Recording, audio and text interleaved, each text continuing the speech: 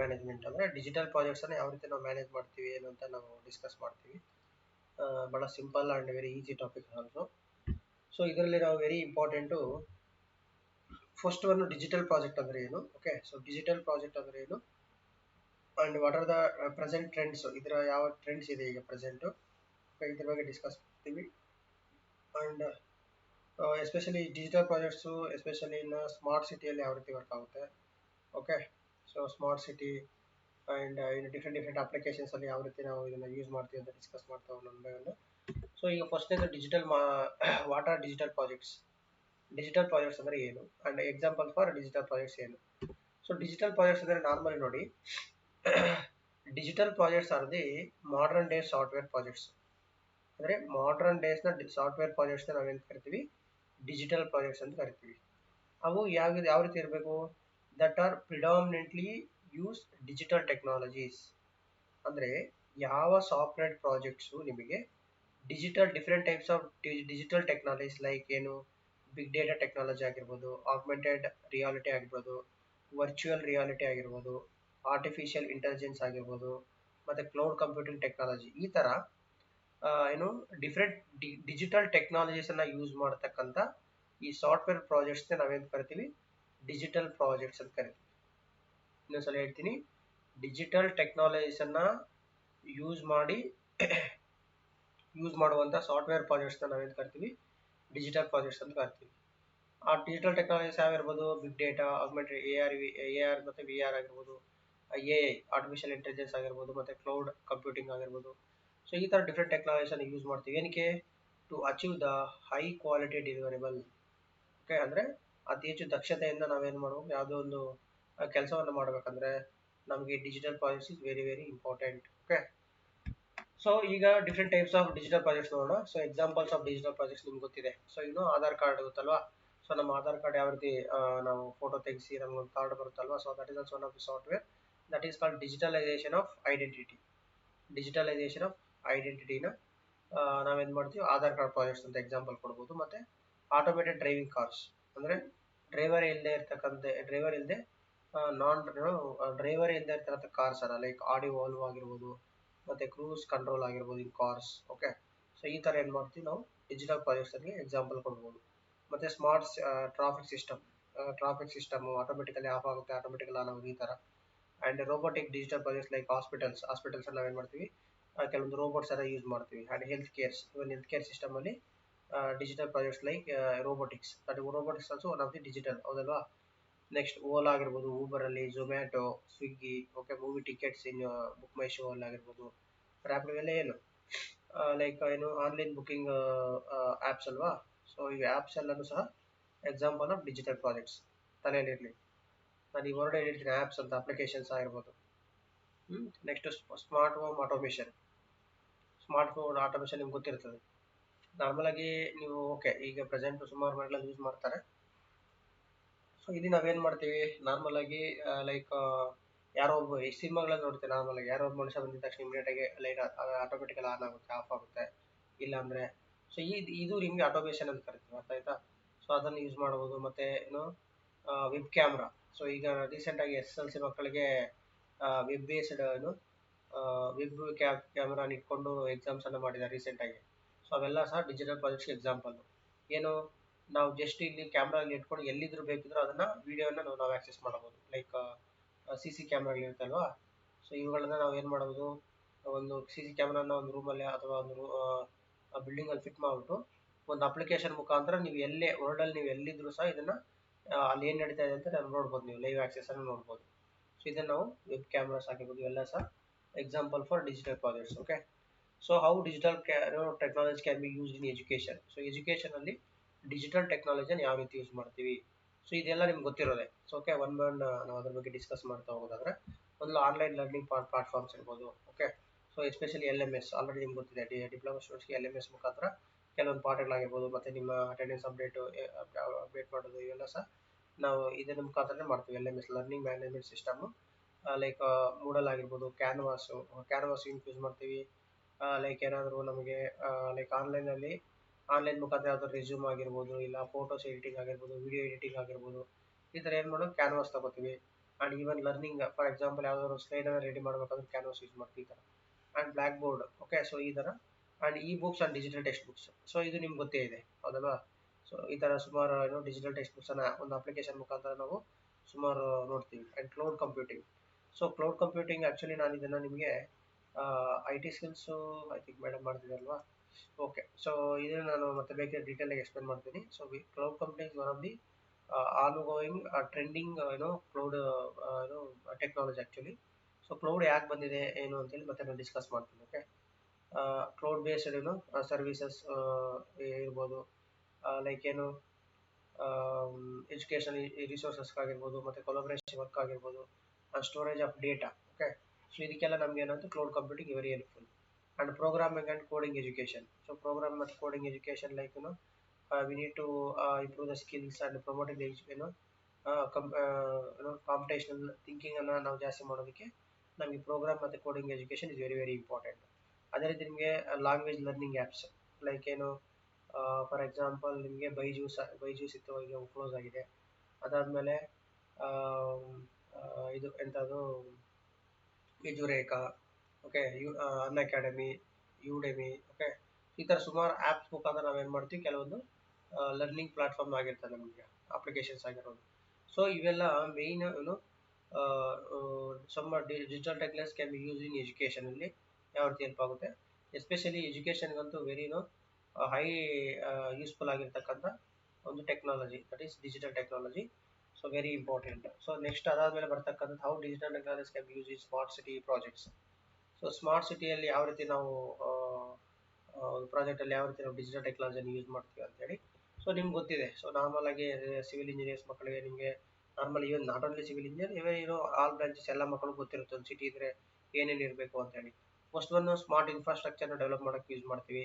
And connecting transportation. So transportation ಯಾವ ರೀತಿ ಮಾಡಬೇಕು ಅಂತ we are using some softwares to already ಈಗ ಸುಮಾರು ಟ್ರೆಂಡಿಂಗ್ ಟೂಲ್ಸ್ ಬಂದಿದೆ ನಿಮಗೆ.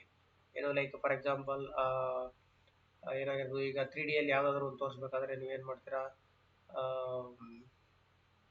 What is this some softwares you are using right, CATIA pro ಅಂತೇನೋ ಸುಮಾರು ಸಾಫ್ಟ್ವೇರ್ಸನ್ನು ನೀವು ಯೂಸ್ ಮಾಡ್ತೀರಾ, ಹೌದಲ್ವಾ? ಸೊ ಅದಕ್ಕೆ ಯೂಸ್ ಮಾಡ್ತೀವಿ, especially civil engineers. And public safety and ಸರ್ವೆಲೆನ್ಸ್ಗೆ ಯೂಸ್ ಮಾಡ್ತೀವಿ. ಆ್ಯಂಡ್ ವೇಸ್ಟ್ ಮ್ಯಾನೇಜ್ಮೆಂಟ್ಗೂ ಸಹ this digital technology very useful.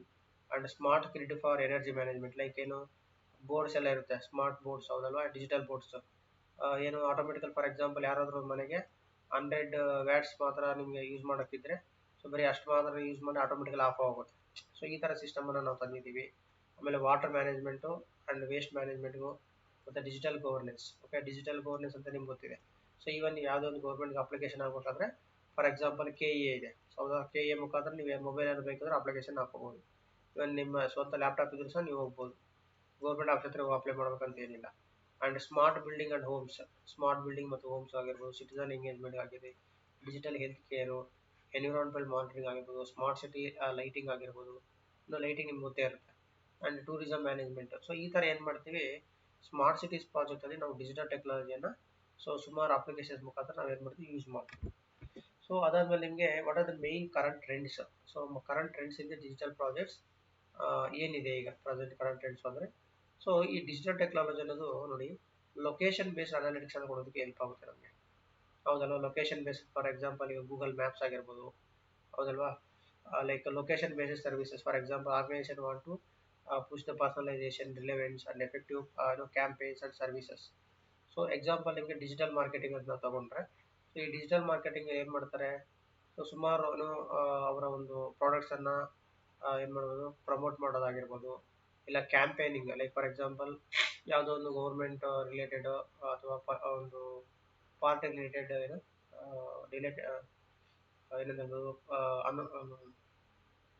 ಏನಂತ ಅಡ್ವರ್ಟೈಸ್ಮೆಂಟ್ ಕೊಡೋದಕ್ಕೆ, ಓಕೆ. ಇದಕ್ಕೆಲ್ಲ ನಮ್ಗೆ ಏನಾಗುತ್ತೆ, ಈ ಡಿಜಿಟಲ್ ಟೆಕ್ನಾಲಜಿನ ನಾವು ಎಫೆಕ್ಟಿವ್ ಆಗಿ ಯೂಸ್ ಮಾಡ್ತೀವಿ ನಾವು. ಸೊ ಅದಾದಮೇಲೆ ನಿಮಗೆ mobile first and cloud first ಸ್ಟ್ರಾಟಜಿಯನ್ನು ಯೂಸ್ ಮಾಡ್ತೀವಿ, ಓಕೆ. ಇಲ್ಲಿ ನಿಮಗೆ ಸಾಫ್ಟ್ವೇರ್ ಆಸ್ ಎ ಸರ್ವಿಸ್ ಅಂದರೆ ಒಂದು ಸಾಫ್ಟ್ವೇರ್ ನಾವು ಸರ್ವಿಸ್ ಆಗಿ ಪ್ರೊವೈಡ್ ಮಾಡ್ತೀವಿ. ಆ್ಯಂಡ್ ಡಿಜಿಟಲ್ ಮಾರ್ಕೆಟಿಂಗಲ್ಲಿ ಎಸ್ಪೆಷಲಿ ನಿಮಗೆ ನಾರ್ಮಲ್ ಆಗಿ organise or leverage social media platform. So social media ಪ್ಲಾಟ್ಫಾರ್ಮ್ಸನ್ನು ಯೂಸ್ ಮಾಡಿಕೊಂಡು ಸಹ ನಾವೇನು ಮಾಡೋದು, The social media is nothing but like this social media is using which one? These are all are digital, right? So digital technologies use ಮಾಡ್ಕೊಂಡು ಆಗಿರ್ತಕ್ಕಂಥದ್ದು. So it will help the peoples to reach information reach out ಆಗಿರ್ಬೋದು. Okay. And ಯಾವುದೋ ಒಂದು ಪ್ರಾಡಕ್ಟ್ನ ಕಸ್ಟಮರ್ನ influence ಮಾಡೋದ್ರಲ್ಲಿ ಆಗಿರ್ಬೋದು. ಇದಕ್ಕೆಲ್ಲ ಏನಾಗುತ್ತೆ, ಈ ಡಿಜಿಟಲ್ ಮಾರ್ಕೆಟಿಂಗ್ ಅನ್ನೋದು ಹೆಲ್ಪ್ ಆಗುತ್ತೆ. ಆ್ಯಂಡ್ ಬ್ಯಾಂಕಿಂಗ್, ಸೊ ಈಗ ಬ್ಯಾಂಕಿಂಗಲ್ಲಿ ಸುಮಾರು ಒಂದು 20 ವರ್ಷದಿಂದ ಏನು ಮಾಡ್ತಾ ಇದ್ರು, ಎಲ್ಲ ಬುಕ್ಗಳಲ್ಲಿ ಬರ್ಕೊಂಡು ನೀಟಾಗಿ ಕ್ಯಾಶ್ ಕೌಂಟ್ರಲ್ಲಿ ಆಗಿರ್ಬೋದು ಮತ್ತು ಅಕೌಂಟ್ ಎಲ್ಲ ಕೊಡೋದಾಗ್ತಿತ್ತು. ಬಟ್ ಇವಾಗ ಏನು ಮಾಡಿದ್ದಾರೆ, ಪ್ರತಿಯೊಂದು ಬ್ಯಾಂಕವ್ರು ಏನು ಮಾಡಿದ್ದಾರೆ, ಒಂದು ಆ್ಯಪನ್ನು ಮಾಡಿದ್ದಾರೆ. ನೀವೇ ಬೇಕಾದ್ರೆ ಅಕೌಂಟ್ ಕ್ರಿಯೇಟ್ ಮಾಡ್ಕೋಬೋದು. ಆ್ಯಂಡ್ ನೀವೇ ಬೇಕಿದ್ರೆ ಬ್ಯಾಲೆನ್ಸನ್ನು ಚೆಕ್ ಮಾಡ್ಬೋದು. ಎಲ್ಲ ಸಹ ಆಪ್ಷನ್ ಕೊಟ್ಟಿದ್ದಾರೆ ಅದರಲ್ಲಿ. Like for example credit card, debit card, ATM ಕಾರ್ಡ್ಸನ್ನು ಯೂಸ್ ಮಾಡಿ ATMಸನ್ನು ಯೂಸ್ ಮಾಡಿ ಅಮೌಂಟನ್ನು ಡ್ರಾ ಮಾಡೋದಾಗಿರ್ಬೋದು. ಓಕೆ. ಸೊ ಈ ಥರ ಸುಮಾರು ಲೈಕ್ ರೆವಲ್ಯೂಷನ್ ಆಗಿದೆ ಆ್ಯಕ್ಚುಲಿ. ನಿಮಗೆ ಇಂಡಸ್ಟ್ರಿಯಲ್ ರೆವಲ್ಯೂಷನಲ್ಲಿ ಒನ್ ಆಫ್ ದಿ ಎಫೆಕ್ಟಿವ್ ಯಾವುದಪ್ಪ ಅಂದರೆ ಅದು ನಿಮಗೆ ಬರ್ತಕ್ಕಂಥದ್ದು ನಿಮಗೆ ಅದು ಡಿಜಿಟಲ್ ಕ್ರಾಂತಿ. ಡಿಜಿಟಲ್ ಕ್ರಾಂತಿ one of the biggest, especially India is one of the leading digital ಟೆಕ್ನಾಲಜೀಸಲ್ಲಿ ಹೈಯೆಸ್ಟ್ ಕಸ್ಟಮರ್ನ ಹೊಂದಿರತಕ್ಕಂಥ ಪ್ರಪಂಚದಲ್ಲಿ ಯಾವುದಾದ್ರೂ ದೇಶ ಇದ್ದರೆ ಅದು ಇಂಡಿಯಾ. ಅದು ನೋಡಿ, ಡಿಜಿಟಲ್ ಬ್ಯಾಂಕಿಂಗ್ ಆಗಿರ್ಬೋದು, ಆಮೇಲೆ Omni channel experience. Okay. So ಈ ಥರ ಏನು ಮಾಡ್ತೀವಿ, ಬ್ಯಾಂಕಿಂಗ್ ಸೆಕ್ಟರಲ್ಲಿ ನಾವೇನು ಮಾಡ್ತೀವಿ, ಡಿಜಿಟಲ್ ಟೆಕ್ನಾಲಜಿನ ಯೂಸ್ ಮಾಡ್ತೀವಿ. ಆ್ಯಂಡ್ ಲೈಫ್ ಸೈನ್ಸು, ಎಸ್ಪೆಷಲಿ ನೋಡಿ business intelligence and mobile apps ಆಗಿರ್ಬೋದು. CRM ಅಂದರೆ ಕಸ್ಟಮರ್ ರಿಲೇಷನ್ ಮ್ಯಾನೇಜ್ಮೆಂಟಲ್ಲಿ ಯೂಸ್ ಮಾಡ್ಬೋದು. ಮತ್ತು ERP ಅಪ್ಲಿಕೇಶನ್ಸು ಆ್ಯಂಡ್ ವಿಯರೇಬಲ್ IoT ಆಗಿರ್ಬೋದು, ಇಂಟರ್ನೆಟ್ ಆಫ್ ಥಿಂಗ್ಸಲ್ಲಿ ರಿಪೋರ್ಟಿಂಗ್. ಸೊ ಈ ಥರ ಏನು ಮಾಡ್ತೀವಿ, ಸುಮಾರಲ್ಲಿ ನಾವೇನು ಮಾಡ್ತೀವಿ, ಡಿಜಿಟಲ್ ಟೆಕ್ನಾಲಜಿಯನ್ನು ಯೂಸ್ ಮಾಡ್ತೀವಿ. ಸೊ ಅದಾದಮೇಲೆ ಆಟೋಮೊಬೈಲ್ಸಲ್ಲಿ, ಎಸ್ಪೆಷಲಿ ನೋಡಿ ಆಟೋಮೊಬೈಲ್ ಇಂಡಸ್ಟ್ರಿಯಲ್ಲಿ ನಿಮಗೆ IoT ಮತ್ತು ಟೆಲಿಮ್ಯಾಟಿಕ್ಸನ್ನು ಹೆವಿ ಲೈಕ್ ಹೆವಿ ಜಾಸ್ತಿ ನಾವು ಯೂಸ್ ಮಾಡ್ತೀವಿ. ಎಕ್ಸಾಂಪಲ್ ನಿಮಗೆ ಆಲ್ರೆಡಿ ಹೇಳಿದೆ, ನಿಮಗೆ ಕಾರು ವಿತೌಟ್ ಡ್ರೈವರು ಒಂದು ಕಾರನ್ನು ರನ್ ಮಾಡೋದಾಗಿರ್ಬೋದು. ಇಲ್ಲ ನಿಮಗೆ ಫಾರ್ ಎಕ್ಸಾಂಪಲ್ಗೆ ಈಗ ರೈತರಾಗಿ ನಿಮ್ಗೆ ಗೊತ್ತಿರುತ್ತೆ. ಸೊ ಆಟೋಮೆಟಿಕ್ ಸ್ಟಾರ್ಟ್ ಆಗೋದು ಮತ್ತು ಆಫ್ ಆಗೋದು ಮೋಟ್ರನ್ನ ಇಡೋದು, ಮತ್ತು ಸೆನ್ಸಾರನ್ನು ಯೂಸ್ ಮಾಡಿಕೊಂಡು ಯಾವುದೋ ಒಂದು ಮಿಷಿನ್ ರನ್ ಆಗೋದು. ಓಕೆ. ಸೊ ಈ ಥರ ಏನು ಮಾಡಿದ್ರೆ digital technology one of the leading technology ಅಂತ ಕರಿಬೋದು ನಾವು, ಹೌದಲ್ವಾ? ಸೊ ಡಿಜಿಟಲೈಸೇಷನ್ ಮಾಡ್ತಕ್ಕಂಥದ್ದು. ಸೊ ಅದಾದಮೇಲೆ ನಿಮಗೆ list the steps in data science and data analytics in project managements. ಯಾವ ರೀತಿ ಸ್ಟೆಪ್ಸನ್ನು ನಾವು ಫಾಲೋ ಮಾಡ್ತೀವಿ in data science and data analytics, especially in project ಮ್ಯಾನೇಜ್ಮೆಂಟಲ್ಲಿ. ಸೊ ಒಂದು ಏನು ಮಾಡ್ತೀವಿ ನಾವು, first we need to define the question, ಹೌದಲ್ವಾ? ಸೊ ಏನು ನಾವು ಮಾಡೋಕೆ ಹೋಗ್ತಿದ್ದೀವಿ ಅಂತೇಳಿ ಪ್ರಾಜೆಕ್ಟ್ ಮ್ಯಾನೇಜ್ಮೆಂಟಲ್ಲಿ ಫಸ್ಟ್ ಯಾವಾಗ ಯಾವುದೋ ಒಂದು ಪ್ರಾಜೆಕ್ಟಲ್ಲಿ ನಾವು ಡೇಟಾ ಸೈನ್ಸು ಮತ್ತು ಡಿಜಿಟಲ್ ಡೇಟಾ ಅನಾಲಿಟಿಕ್ಸನ್ನು ಅಪ್ಲೈ ಮಾಡಿದಾಗ ಯಾವ ರೀತಿ ಸ್ಟೆಪ್ಸನ್ನು ಫಾಲೋ ಮಾಡಬೇಕು ಅಂತ ಕ್ವಶನ್ ಆ್ಯಕ್ಚುಲಿ ಇದು. ಫಸ್ಟ್ ನಾವು ಕ್ವಶನನ್ನು ಡಿಫೈನ್ ಮಾಡಬೇಕು and define the ideal data set, ಅದಕ್ಕೆ ಬೇಕಾದಂಥ ಡೇಟಾ ಸೆಟ್ಸನ್ನು ರೆಡಿ ಮಾಡ್ಕೋಬೇಕು. ಅದಾದಮೇಲೆ like we need to determine the what data you can access. So ಯಾವ ರೀತಿ ಅಂದರೆ ಡೇಟಾ ಸೆಟ್ ಮಾಡೋದು ಇಂಪಾರ್ಟೆಂಟ್ ಅಲ್ಲ, ಯಾವ ರೀತಿ ಡೇಟಾ ನಮ್ಗೆ ಬೇಕು ಅನ್ನೋದು ಭಾಳ important. Once you can get the data, we need to obtain the data and clean the data. Even ನಮ್ಗೆ ಏನು ಬೇಕೋ ಅದು ಮಾತ್ರ ಆ ಡೇಟಾದಿಂದ ತಗೊಳ್ತಕ್ಕಂಥದ್ದು. ಆ್ಯಂಡ್ ಆ ಡೇಟಾನ ಏನು ಮಾಡಬೇಕು, we need to explore the data ಅನಾಲಿಸಿಸನ್ನು ನಾವೇನು ಮಾಡಬೇಕು, ಎಕ್ಸ್ಪ್ಲೋರ್ ಮಾಡಬೇಕು. ಅದಾದಮೇಲೆ ಬಂದಿರತಕ್ಕಂಥದ್ದನ್ನ ಸ್ಟ್ಯಾಟಿಕಲಿ ಅದನ್ನು ಪ್ರಿಡಿಕ್ಷನ್ ಮಾಡಿ ಅಥವಾ ಮಾಡಲಿಂಗ್ ಎಲ್ಲ ಮಾಡಬೇಕು. And after that next step ಏನು ಮಾಡ್ತೀವಿ, we need to interpret the results. Once we can modelling, so ಏನು ರಿಸಲ್ಟ್ಸ್ ಬರುತ್ತಲ್ಲ ಆ ರಿಸಲ್ಟ್ಸ್ ಮೇಲೆ ನಾವು ಇಂಟರ್ಪ್ರೆಟ್ ಮಾಡಬೇಕು. Then we can challenge the results, where we can get the challenges, there we can challenge it. Okay. So ಅದಾದಮೇಲೆ next step ಬರ್ತಕ್ಕಂಥದ್ದು, we need to synthesise or write up the results, what are the challenges we need to get, then we need to write up that results. Then final ಏನು ಮಾಡ್ತೀವಿ, we need to create reproducible code. So okay. So reproducible ಕೋಡನ್ನು use ಮಾಡ್ಕೊಂಡು ನಾವು run ಮಾಡ್ತೀವಿ.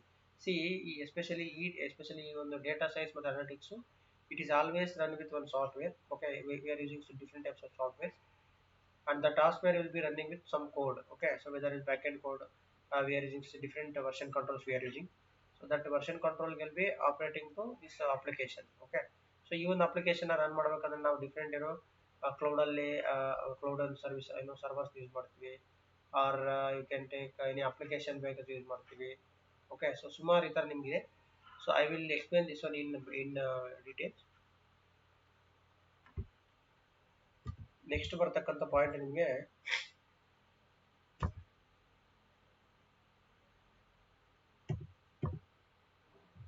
Next ಬರೋದು ನಿಮಗೆ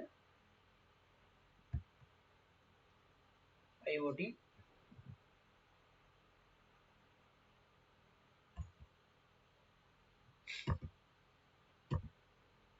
so internet of things internet of things ಅಂದರೆ ಏನು, ಸೊ ಅದನ್ನು ನಾವು ಡಿಸ್ಕಸ್ ಮಾಡೋಣ. ನೋಡಿ, internet of things is a network. Okay, ಇದೊಂದು ನೆಟ್ವರ್ಕ್ ಅದರ ವರ್ಕ್ ಆಗುತ್ತೆ. It's A network of physical devices or objects such as appliances ಆಗಿರ್ಬೋದು, ವೆಹಿಕಲ್ಸ್ ಆಗಿರ್ಬೋದು. Okay, that are fitted to sensors. ಅವೇನು ಮಾಡ್ತೀವಿ ಅಂದರೆ ಯಾವುದೋ ಒಂದು ಫಿಸಿಕಲ್ ಆಬ್ಜೆಕ್ಟ್ನ ನಾವೇನು ಮಾಡ್ತೀವಿ, ಸೆನ್ಸರ್. ಓಕೆ, ಸೆನ್ಸರ್ ಜೊತೆ ನಾವೇನು ಮಾಡಿ ಸೆನ್ಸರ್ಗೆ ಕನೆಕ್ಟ್ ಮಾಡಿ, ಓಕೆ, ಸೆನ್ಸರ್ನ ಈ ಸೆನ್ಸರ್ನ ಏನು ಮಾಡ್ತೀವಿ, ನಾವೇನು ಮಾಡ್ತೀವಿ ಇದನ್ನು ಒಂದು ಕನೆಕ್ಟೆಡ್ ಟು ಇಂಟರ್ನೆಟ್. ಓಕೆ, ಇದನ್ನು ಇಂಟರ್ನೆಟ್ ಮುಖಾಂತರ ಕನೆಕ್ಟ್ ಮಾಡಿ ಈ ಒಂದು sensor it is connected to internet. This sensor is connected to this object. Okay, ಅಂದರೆ ಈ ಒಂದು ಫಿಸಿಕಲ್ ಆಬ್ಜೆಕ್ಟನ್ನು ನಾವು ಈ ಇಂಟರ್ನೆಟ್ ಮುಖಾಂತರ ಏನಾದರೂ ಆಪ್ರೇಟ್ ಮಾಡಿ, ಓಕೆ, ಆಪ್ರೇಟ್ ಮಾಡಿದ್ರೆ, ಓಕೆ, ಸೊ ಇದನ್ನೇ ನಾವೇನು ಕರಿತೀವಿ, ಇಂಟರ್ನೆಟ್ ಆಫ್ ಥಿಂಗ್ಸ್ ಅಂತ ಕರಿತೀವಿ ಈ ಥರ ಆಬ್ಜೆಕ್ಟ್ಸನ್ನು. So that are fitted to with sensors and softwares and other technologies connected to the internet. Okay, any device is connected to the internet. Adhe ನೋಡಿ, device is connected to internet through sensors ಆಗಿರ್ಬೋದು, or whether some softwares ಆಗಿರ್ಬೋದು, or some whether applications ಆಗಿರ್ಬೋದು, whatever it may be. ಅಂದರೆ internet ಮತ್ತು object ಸೆಂಟ್ರಲ್ಲಿ ಇವಿರ್ತದೆ. ಏನೇನು sensor ಆಗಿರ್ಬೋದು, R ಯಾವುದೋ ಒಂದು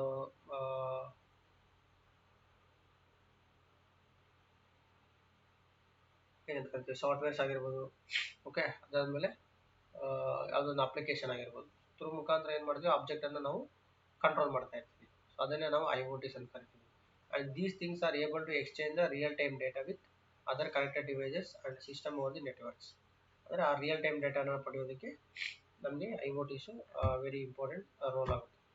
The Internet of Things, or IoT, is influencing our lifestyle from the way we react to the way we behave.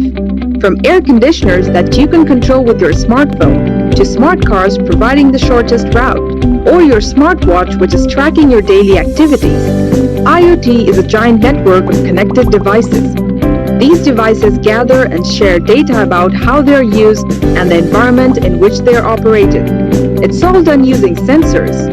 Sensors are embedded in every physical device. It can be your mobile phone, electrical appliances, vehicles, barcode sensors, traffic lights, and almost everything that you come across in day-to-day life. These sensors continuously emit data about the working state of the devices. But the important question is, how do they share this huge amount of data, and how do we put this data to our benefit? IoT provides a common platform for all these devices to dump their data, and a common language for all the devices to communicate with each other. Data is emitted from various sensors and sent to IoT platforms securely. IoT platform integrates the collected data from various sources. Further analytics is performed on the data, and valuable information is extracted as per requirement. Finally, the result is shared with other devices for better user experience, automation, and improving efficiencies. Let us look at a scenario where IoT is doing wonders. In an AC manufacturing industry, both the manufacturing machine and the belt have sensors attached. They continuously send data regarding the machine health and the production specifics to the manufacturer to identify issues beforehand. A barcode is attached to each product before leaving the belt. It contains the product code, manufacturer details, special instructions, etc. The manufacturer uses this data to identify where the product was distributed and track the retailer's inventory. Hence, the manufacturer can make the product running out of stock available. Next, these products are packed and parceled to different retailers. Each retailer has a barcode reader to track the products coming from different manufacturers, manage inventory, check special instructions, and many more. The compressor of air conditioner has an embedded sensor that emits data regarding its health and temperature. This data is analyzed continuously, allowing the customer care to contact you for the repair work in time. This is just one of the million scenarios. We have smart appliances, smart cars, smart homes, smart cities, where IoT is redefining our lifestyle and transforming the way we interact with technologies. The future of IoT industry is huge. Business Insider Intelligence estimates that 24 billion IoT devices will be installed by 2020, and IDC predicts that IoT revenue will reach around $357 7 billion in 2019, resulting in a lot of job opportunities in the IT industry. Want to become a part of the IoT revolution?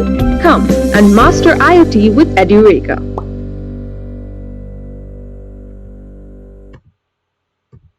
ಅರ್ಥ ಆಯ್ತಾ? So IoT ಯಾವ ರೀತಿ ಇವತ್ತು present ಎಷ್ಟು role play ಮಾಡ್ತಿದೆ ಅಂತೇಳಿ.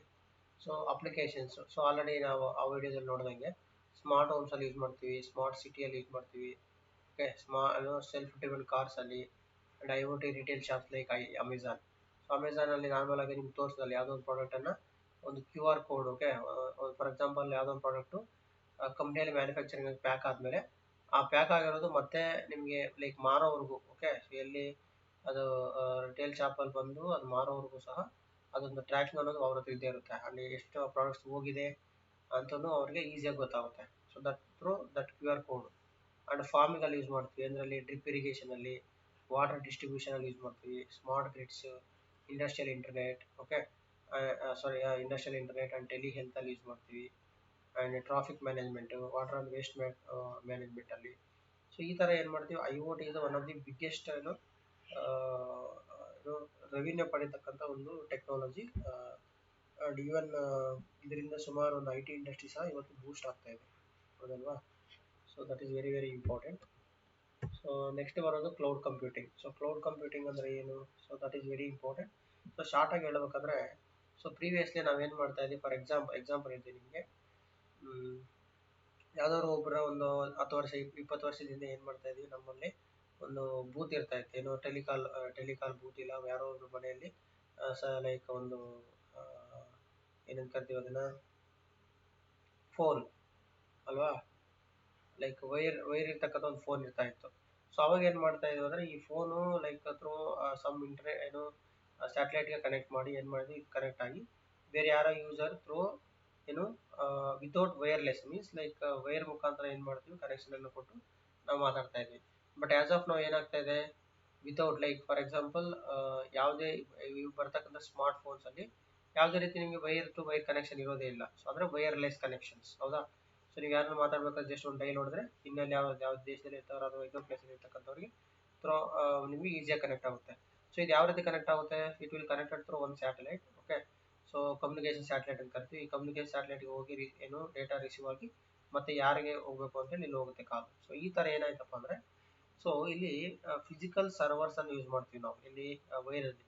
ಈ physical ಸರ್ವರ್ಸನ್ನು ಬಿಟ್ಟು, okay, virtual servers. So virtual ಆಗಿ ನಾವೇನು ಯೂಸ್ ಮಾಡ್ತೀವಲ್ವ, ಸೊ ಅದನ್ನೇ ನಾವೇನು ಕರ್ತೀವಿ ಲೈಕ್ ಪ್ರೆಸೆಂಟ್. ಯಾಕೆ ಒಂದು ಕ್ಲೌಡ್ ಕಂಪ್ಯೂಟಿಂಗ್ ಈಗ ಪಿಕ್ಚರ್ ಬಂದಿದೆ ಅಂತ ಹೇಳಿದ್ರೆ, ಫಿಸಿಕಲ್ ಇನ್ಫ್ರಾಸ್ಟ್ರಕ್ಚರಿಂದ ನಾವೇನು ಮಾಡ್ತೀವಿ, ಡಿಜಿಟಲ್ ಇನ್ಫ್ರಾಸ್ಟ್ರಕ್ಚರ್ ವರ್ಚುವಲ್ ಇನ್ಫ್ರಾಸ್ಟ್ರಕ್ಚರ್ಗೆ ಮೂವ್ ಆಗ್ತಾ ಇರ್ತಕ್ಕಂಥದ್ದೇ ಕ್ಲೌಡ್ ಅಂತ ಕರಿತೀವಿ. ಸೊ ಯಾಕೆ ಈ ಥರ ಅಂದರೆ, ಈ ನೋಡಿ, ಈ ಫಿಸಿಕಲ್ ವೈರ್ ಕನೆಕ್ಷನ್ ಈ ಥರ ಇದ್ದಾಗ we are facing so many issues.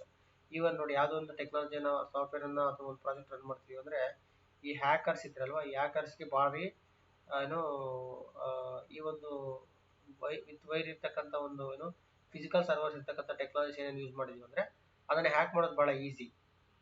ಅದೇ ನಿಮಗೆ ಒಂದು ವೈರ್ಲೆಸ್, ಓಕೆ, ವೈರ್ಲೆಸ್ ಇರ್ತಕ್ಕಂಥ ಒಂದು ಸರ್ವರ್ಸನ್ನು, ವರ್ಚುವಲ್ ಇರ್ತಕ್ಕಂಥ ಸರ್ವರ್ಸನ್ನು ನಾವೇನು ಮಾಡ್ತೀವಿ, ಒಂದು ಕ್ಲೌಡ್ ಅಂತೇಳಿ ಮೋಡ ಅಂತ ಕರಿಬೋದು ನಾವು ಬೇಕಿದ್ರೆ, okay.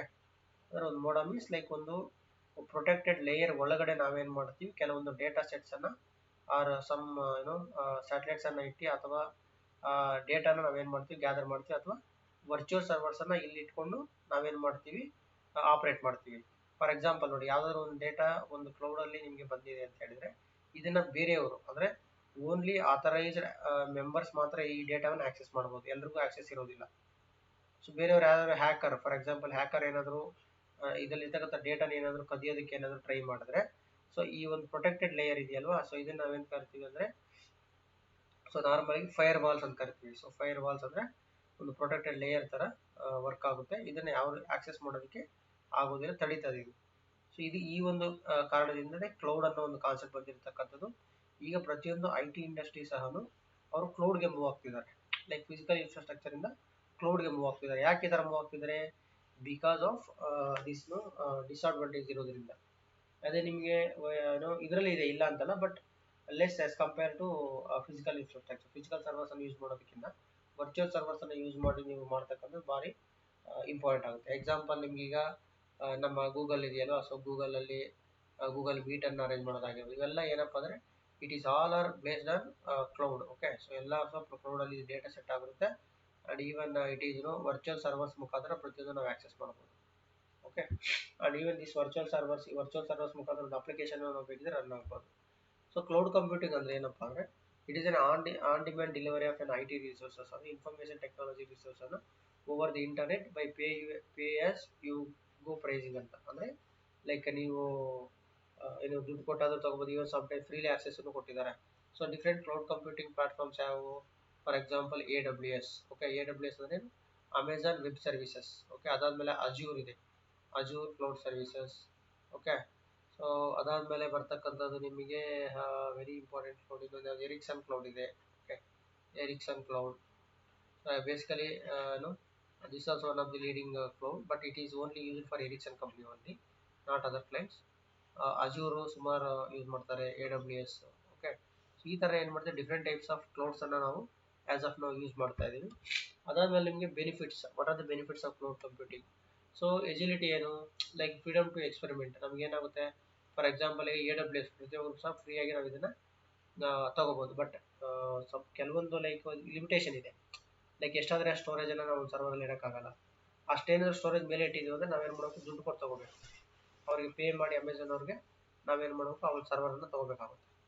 Okay, so freedom to experiment and test the new ideas to differentiate the customer experience ಆಗಿರ್ಬೋದು, to transform your business. Okay, ಈ cloud computing more elastic, like sometimes it is instantly, sometimes growing up, sometimes growing down. Okay, ಈ ಥರನೂ ಎಲ್ಲ ಅಂದರೆ like ಆ ಕಡೆ ಗ್ರೋನು ಇರ್ತದೆ, sometimes ನಾವು ಸರಿಯಾಗಿ ಮಾನಿಟರ್ ಮಾಡಲಿಲ್ಲ ಅಂದರೆ ಡೌನು ಇರ್ತದೆ. And lower IT cost. Okay, ಇದು ಭಾಳ ಕಡಿಮೆ ಕಾಸ್ಟ್ಗೆ ನಿಮಗೆ ಅವೈಲೇಬಲ್ ಸಿಗುತ್ತೆ ಇದು ಕ್ಲೌಡ್ ಕಂಪ್ಯೂಟಿಂಗು. ಅದಾದಮೇಲೆ it is deployed globally in a minutes. What ever the, for example ಯಾವುದಾದ್ರೂ ಒಂದು ಫ್ಲಿಪ್ಕಾರ್ಟ್ ಅಪ್ಲಿಕೇಶನ್ ಇದೆ ಅನ್ಕೊಳ್ಳಿ. ಈ ಫ್ಲಿಪ್ಕಾರ್ಟ್ ಅಪ್ಲಿಕೇಶನ್ ಒಂದು ಸರ್ವರ್ ಮುಖಾಂತರ ರನ್ ಆಗ್ತಿರುತ್ತೆ. ಓಕೆ, ಈ ಸರ್ವರ್ ಮುಖಾಂತರ ಫಾರ್ ಎಕ್ಸಾಂಪಲ್ ಯಾರಾದರೂ ಯೂಸರು ಈ ಸರ್ವರಲ್ಲಿ ಏನಾದರೂ ಸ್ವಲ್ಪ ಅಪ್ಲಿಕೇಶನನ್ನು ಸ್ವಲ್ಪ ಎಡಿಟ್ ಮಾಡಿ ಏನೋ ಸ್ವಲ್ಪ ಫ್ಯೂಚರ್ನ ಎಡಿಟ್ ಮಾಡ್ತೀನಿ ಅಂದ್ಕೊಳ್ಳಿ, ಅವಾಗ ಇಡೀ ಗ್ಲೋಬಲ್ಲಿ ಇವನು ಏನು ಅಪ್ಡೇಟ್ ಮಾಡ್ತಾನೆ ಈ ಗ್ಲೋಬ್ಗೆಲ್ಲ ನೋಡ್ಬೋದು, ಯಾರು ಬೇಕಾದ್ರೂ ನೋಡ್ಬೋದು ಇದನ್ನು. ಸೊ ಆ ಥರ we can deploy the any deploy global in 1 minute we can deploy it.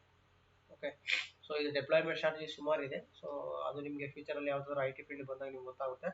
So ಅದನ್ನು ನನಗೆ ಡೀಟೇಲಾಗಿ ಎಕ್ಸ್ಪ್ಲೇನ್ ಮಾಡೋಕೆ ಕೂತ್ಕೊಳ್ಳೋಕ್ಕಾಗಲ್ಲ because of waste of time. Okay, how we can deploy what are the tools we are using for deployment. Okay, so this is one of the very interesting topic actually.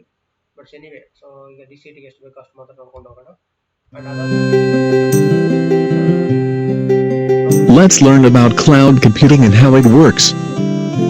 Cloud computing is computing in which large groups of remote servers are networked to allow the centralized data storage and online access to computer services or resources. Suppose you have a list of important documents and you can't lose it at any cost. So you upload these documents to your favorite document storage website like Google Drive, Dropbox or OneDrive through your computer. You didn't realize, but now you have started cloud computing. So all your document is stored in the cloud. Now you can access it from anywhere you want. Be it home office or phones, you can easily access just by logging into your account. If you are thinking cloud computing is magic, then you are wrong. Instead, your important documents are stored in a huge secret data warehouse full of computers. These data warehouses are called data centers and are situated all over the world. In all of these data warehouses, there are huge computer towers that are more powerful than home computers. It's hard to know where exactly is your important documents located in the cloud. Because it may be stored in dozens of data warehouse all at once. To keep your documents safe, you need to trust the web storage company like Google and Microsoft. There are a bunch of reasons for doing cloud computing. What if your documents are stolen? Or what if these documents get burned? Or what if your laptop gets shattered? But when you use cloud, you store the document not only in one place but all over the place. So if one is damaged, the rest can still be accessed. You can also access these documents from anywhere, and you can also share these documents with your friends. It is possible because of cloud computing. Hope you enjoyed our 2 Tango session. We will be back with another episode, so keep on watching our 2 are the applications. So application ಆಮೇಲೆ ನಿಮ್ಗೆ ಗೊತ್ತಿರುತ್ತೆ. So ಹೇಳಿದ already ನಾವು ಇನ್ನೇನು benefits ಅಲ್ಲಿ discuss ಮಾಡಿದ್ವಿ. So health care companies, okay, health care companies using like ಪೇಷಂಟ್ಗೆ treatment ಕೊಡೋದ್ರಲ್ಲಿ ಆಗಿರ್ಬೋದು. ಓಕೆ, ಸೊ ಇದರಲ್ಲಿ ಯೂಸ್ ಮಾಡ್ತೀವಿ. And financial services like banking ಸೆಕ್ಟ್ರಲ್ಲಿ ಈ ಥರ ಸುಮಾರು ಯೂಸ್ ಮಾಡ್ತೀವಿ. And video games, okay, video game ಮೇಕರ್ಸಲ್ಲಿ ಒನ್ ಆಫ್ ದಿ ಆನ್ಲೈನ್ ಗೇಮ್ಸನ್ನು ಪಬ್ಜಿ ಅವೆಲ್ಲ ಆಡ್ತಿರಲ್ಲ ಅದು. ಸೊ ಆ ಥರದಕ್ಕೂ ಸಹ ಕ್ಲೌಡ್ ಕಂಪ್ಯೂಟಿಂಗನ್ನು ಯೂಸ್ ಮಾಡ್ತೀವಿ. And I T companies, so ಏನಕ್ಕೆ ಐ ಟಿ ಕಂಪ್ನೀಸ್, ಡೇಟಾ ಬ್ಯಾಕಪ್ಗೆ, ಡಿಸಾಸ್ಟರ್ ರಿಕವರಿಗೆ.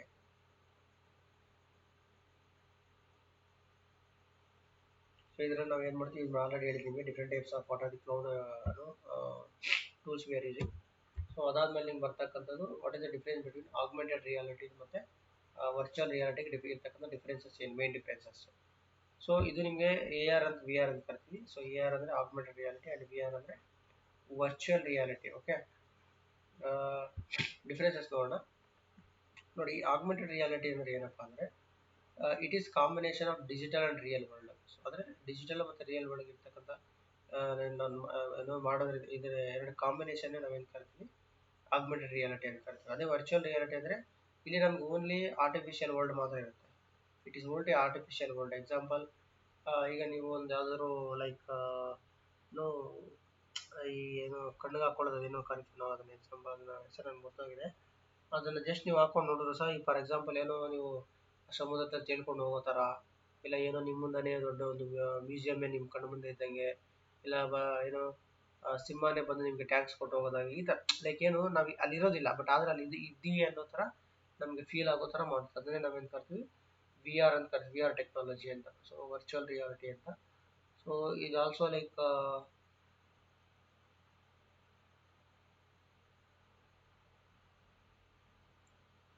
ಆಗ್ಮೆಂಟೆಡ್ ರಿಯಾಲಿಟಿ ಅಂದರೆ ವರ್ಚುವಲ್ ಮತ್ತು ರಿಯಲ್ ಎರಡು ಸೇಮ್ ಇರುತ್ತೆ. User experience is partially immersed in augmented reality. ಇಲ್ಲಿ ಪಾರ್ಷಿಯಲಿ ಇಮರ್ಸ್ಡ್ ಆಗಿರುತ್ತೆ.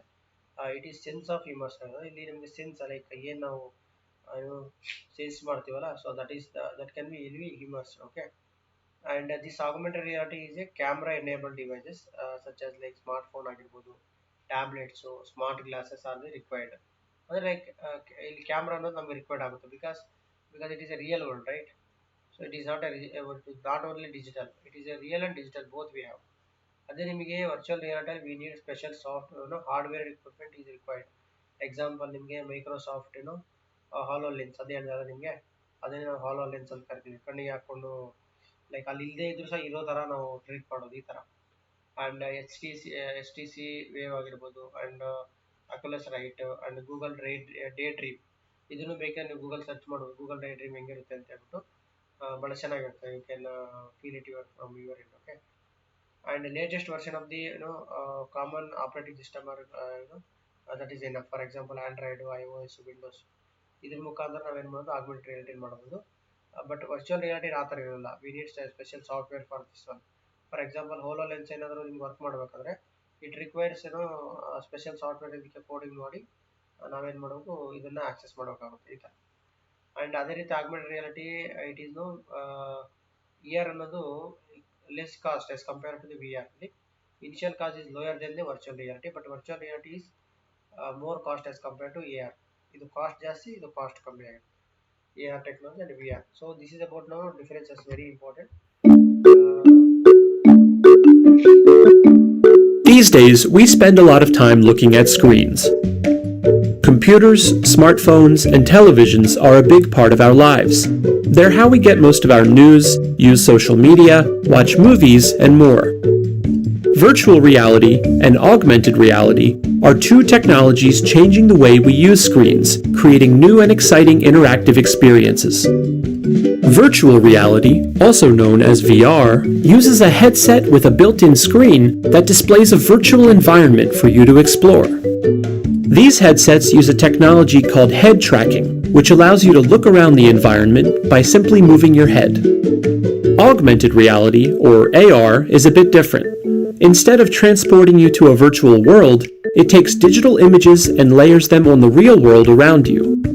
This is done through the use of either a clear visor or a smartphone. So with VR, you could explore a world full of dinosaurs. But with AR, you could see those dinosaurs moving through the world around you. Both of these technologies are growing at a rapid pace and being implemented in a variety of different ways. Surgeons are using VR to practice highly technical surgeries before operating. Businesses are using them to give consumers virtual tours of products and locations. There are even apps that can use your smartphone's camera to scan and translate a foreign language in real time. As they continue to grow, VR and AR have the potential to greatly change almost every industry. You'll want to keep an eye on them to see how they might soon affect your job and potentially your everyday life. Goodwill Community Foundation. So ಗೊತ್ತಾಯ್ತಾ ನಿಮಗೆ augmented reality ಮತ್ತು virtual reality ಇರ್ತಕ್ಕಂಥ ಏನು differences ಏನು ಅಂತ ನೀವು ನೋಡಿದ್ದೀರಾ. So ನಾವೇನು ಮಾಡೋಣ ಅಪ್ಲಿಕೇಶನ್ಸ್ ಈ ಎರಡೂ ಸಹ ನಾವು ಸುಮಾರು ಅಪ್ಲಿಕೇಶನ್ಸ್ ನಾವು ಯೂಸ್ ಮಾಡ್ತೀವಿ. ಫಾರ್ ಎಕ್ಸಾಂಪಲ್ ಆರ್ಕಿಟೆಕ್ಚರಲ್ಲಿ, especially civil engineering, construction and real ಎಸ್ಟೇಟಲ್ಲಿ, ಮಾರ್ಕೆಟಿಂಗ್ ಆ್ಯಂಡ್ ಸೇಲ್ಸಲ್ಲಿ ಯೂಸ್ ಮಾಡ್ತೀವಿ, ಆ್ಯಂಡ್ ಎಜುಕೇಷನಲ್ಲಿ. Okay, and automotive industry like ಹೇಳಿದೆ ಟೆಸ್ಟಿಂಗ್ ಡ್ರೈವ್ಸ್ ಆಗಿರ್ಬೋದು, ಕಾರ್ ಎಲಿಮೆಂಟ್ ಟೆಸ್ಟಿಂಗ್ ಆಗಿರ್ಬೋದು, ಮತ್ತು ಕಾರ್ ಡೀಲರ್ಶಿಪ್ ಎಕ್ಸ್ಪೀರಿಯನ್ಸನ್ನು ಮಾಡೋದಕ್ಕೆ. ಆ್ಯಂಡ್ ಹೆಲ್ತ್ ಕೇರಲ್ಲಿ ಯೂಸ್ ಮಾಡ್ತೀವಿ, ಆ್ಯಂಡ್ ಡಿಫೆನ್ಸ್ ಸೆಕ್ಟ್ರಲ್ಲಿ. ಸೊ ಡಿಫೆನ್ಸ್ ಸೆಕ್ಟ್ರಲ್ಲಿ ಯಾವ ರೀತಿ ಯೂಸ್ ಮಾಡ್ತೀವಿ? Example 3D modelling and photogrammic, drones, okay, mini other state of art